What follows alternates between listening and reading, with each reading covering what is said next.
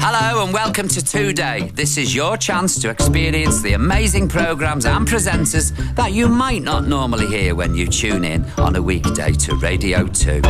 Yes, it's the weekend stuff like Paul O'Grady, that's me. Sunday afternoons at 5, I've got the plug-in, and our incredible music shows and documentaries that happen every evening on this diverse and distinctive radio station that we like to call, strangely enough, BBC Radio 2. Now, coming up in the next 12 hours, we've got organs, brass bands, country and soul, there's folk from Orkney, Tony Blackburn's live from Blackburn, and we'll have amazing live performances from Damon Albarn and Paloma Faith. And our day comes to an end with a musical finale from London's 100 Club, which you'll be able to watch on the red button. Chris Evans will introduce Jamie Cullum, Keane, and performing an exclusive duet together for the very first time, Sir Tom Jones and Jessie J. Oh, and don't forget you can watch everything as it happens by going to the BBC Radio 2 website right now. Online, on digital radio, and on 88 to 91 FM. Today, all of BBC Radio 2 in one day. Graham Norton. BBC Radio 2. Hold on tight, Britain.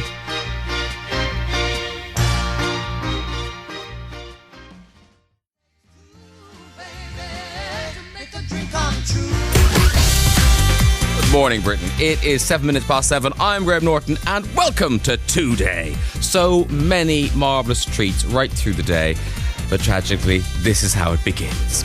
Don't worry, it's not for long. Zoe Ball is going to rescue us all at 8 o'clock. But before then, I've got a 60-minute version of my Radio 2 Saturday morning show. I'm here every Saturday from 10 a.m. Didn't you know? Did I don't tell you? And once you've heard the next 60 minutes, no doubt you'll be wondering, how does he string that out for 3 hours? So, coming up for the next hour, we've got Maria McErlane with Grill Graham. That's a fascinating item. Let me tell you what happens.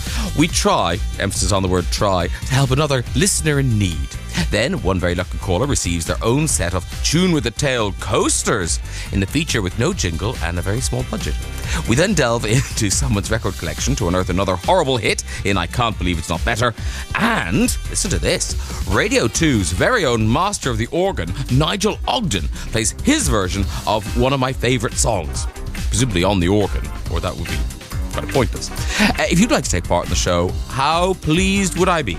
You can email me, graham.norton@bbc.co.uk, or if it's safe to do so, you can text me on 8891, text we charge at your standard message rate, and hoop and holler, you can watch 2 days it happens with our live stream at bbc.co.uk/radio2. They've lit the studio, it looks like Santa's grotto.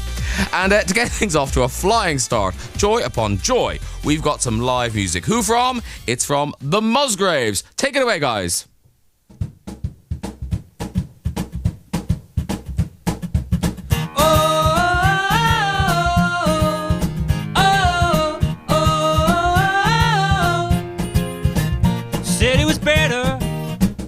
We were together, said it was just a little hiccup. Now I'm here in comfortable shoes.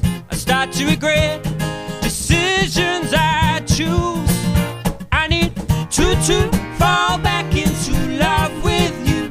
I need to find a reason we split up. To fall back into love with you. Many a time I've been a fool. Many a time I've been a fool. I just hope I can forget. You know you annoy me, your own special way, starting to question every word I say. And now I'm here, comfortable shoes.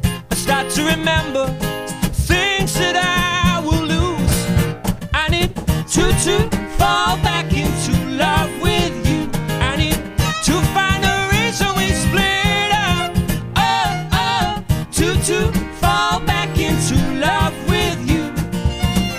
Many a time I've been a fool. Many a time I've been a fool. I just hope I can forget. Whoa.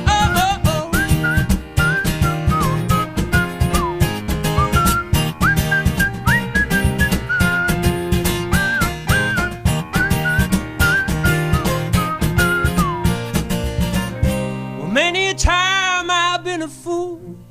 Well, many a time I've been a fool. I just hope I can forget.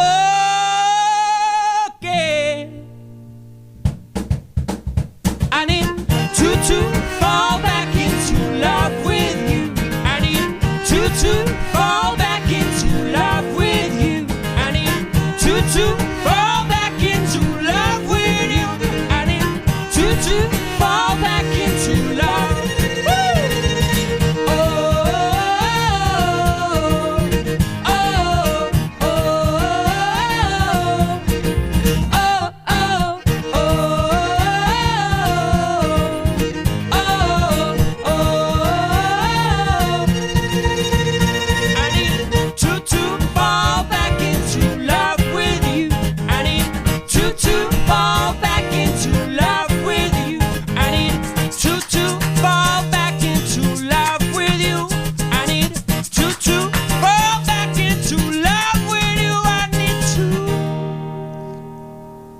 Fantastic. Well done, the Musgraves. Way. Oh, listen to that. It's like zoo radio.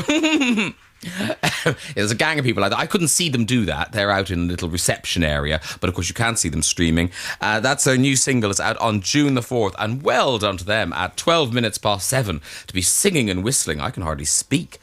This is Today. If you were expecting Chris Evans, I apologise sincerely. You've got me, Graham Norton, until 8 o'clock. And if you'd like to, you can join the Today conversation on Twitter, #Radio2Day, and someone might read them. I won't. Speaking of chat, Maria McErlane is here, so that means it's Grill Graham. Oh, how are you, Maria? I'm so excited by this whole thing. I feel like we should be raising money for charity. It feels like that, doesn't it? There's got to be a reason for this. I know. Like a good cause, surely. It's so busy and everyone is so hyper this morning. It's very, They very... really are. I've had a gallon and a half of coffee. No, I was going to say, you are worrying the producer quite a lot, frankly. Well, I've had a very exciting morning already. What's happened? Well, because I was out with the dogs. Already this morning before you came in? Yes, had to. You are a good dog owner. Oh, dog bladder do not wait. So I was out, and of course it's raining. The big one is having some, he doesn't want to walk on wet grass. He's annoying me. And then the little one, Lead, wet, Yes. sees a squirrel, off, she's gone. Slip through your fingers. And I'm like, I may not be at Today at 7 o'clock if that ginger doesn't come back. But luckily she was sort of freaked out, so she did come back. And here I am. Freaked out by her freedom. Yes. Yeah. I know that feeling. Ah, yes. Love will set us free. Eurovision.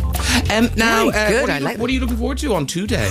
Oh, I'm really looking forward. I've just met him, actually, the lovely poet. Oh, I saw him too. He's wearing a tie. Mark Neal, I know, he's very excited. He's going to be staying here all day observing. I've already given him a couple of lines, a couple of stanzas to put in his poem. What rhymes with Maria? That's right. Yes, don't go there. And he will be reading that live on Claudia Winkleman's show at 5 o'clock. But you can't judge a poet by the cover, because I thought he'd be a man with no shoes on, you know what I mean? Sort of lounging with maybe, a sort of beatnik necklace. No, but you're thinking of Byron. Things have changed now. They're all online now. I was thinking of Pam Ayres, but he doesn't even look like that. Now, he's very nice. Now, so yes, so hang on with us, listeners, because the thing is, we want to explain what we do. You see, every Saturday, what happens is Maria comes in, and the two of us tackle problems sent in by the listeners. Maria and I give our two penneth, then we open it up to you via email and text, and you tell us how wrong we were, and then I collate all those things and I bring it to you later in the show. I'm just explaining because people are getting up. It's 7:15. The alarm's just gone off. They've turned on. They're like, what is this? Where's Chris Evans? Where's Chris Evans? Where's my normal breakfast show? Again, apologies. It must be very discombobulating, actually. It must be terrible. But for stick people. with it, listeners, because it's a lot of fun. There's good things coming up. After we finish. Yeah, after we finish, it gets good. Do you want a problem or not? I'd love a problem. Okay, this is our problem for today. Graham and Maria. Maria. Look, filming us with a big handheld camera. Well, hey, Oh, it's so exciting. When someone's taking photographs. Aren't we raising money for charity? I'm sure we're raising money Well, you for can charity. give some money to charity. Okay. Why don't you do that? Okay, you go with it. Graham and Maria, I am a man in his 40s who lives alone, has his own business, a lot of friends, but I'm miserable and have been for a few years.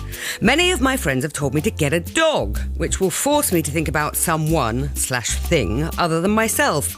My friends are quite forthright. But I'm not sure. One of them has even found a suitable puppy for me. I really don't know if this is the right thing to do, but perhaps I should try it. It may not seem like a big issue to you, but it is somehow symptomatic of so many things in my life that I can't make the decision about what to many will seem like a very simple thing. Please help and please be kind. We're always kind. And that's from David in Ireland. It's as if he's heard the programme before. No, we are normally kind, but sometimes it's tough love. Yeah, sometimes we have to be a little bit harsh. I think, David, I feel your pain and we will be nice to you. My feeling is you really rarely regret the decisions you do make in life. It's the ones that you don't make. If that makes any sense. No, it doesn't really make any sense, does it? It would if it was later in the day and you could speak. You rarely regret the things you do. Yes. You more often regret the things you don't do. That's what I'm trying to... All I would say to David is get a dog if you want a dog.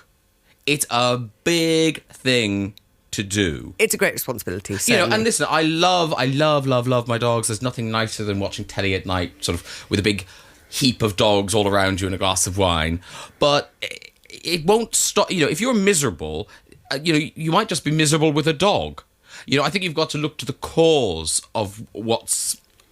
I think a dog might be a bit of a Band-Aid rather than finding out what's really bugging you, what's making you so unhappy. But I do think there is something in that, It's a nice Band-Aid. we can all become very, very self-absorbed. And, the older we get, the more we get set in our ways. I think a little bit of unconditional love from this little creature, well, it's not really unconditional, it's cupboard love, as long as you feed it, take it out for a walk, would be good. And, nothing is insurmountable. Nothing, you can always reverse it. You can always... What do you mean reverse it? You can always... What, Maria, are you saying a dog is just for loneliness? Yeah, I've got more friends now, so off you go. Well, no, what I was meaning was that he can, when he goes out with the dog, he will meet people. The dog is a conduit to other areas of his life that previously he has probably not explored. But you cannot underestimate. A dog is a huge responsibility. I'm not doubting that for a moment. It's a lot of work, and I just think you get a dog if you want a dog. Don't get a dog because you're lonely. Don't get a dog because you're unhappy. Get a dog because you want a dog. It's and a also big you might be decision. lonely and unhappy. Yes, but I just think get it for the right reasons because, it's not fair otherwise. No, I agree with you. I agree with you. If you get a dog and you don't want a dog, it could make you even unhappier, But more unhappy. But do you think his symptoms of, not being able to make decisions about things, I think... Well, a dog won't help that, will it? Possibly your friends are You're going to right. put two things down and kind of like, if he goes to that one, I'll sell the house. But clearly, if he goes David- to that one, I'll buy a flat.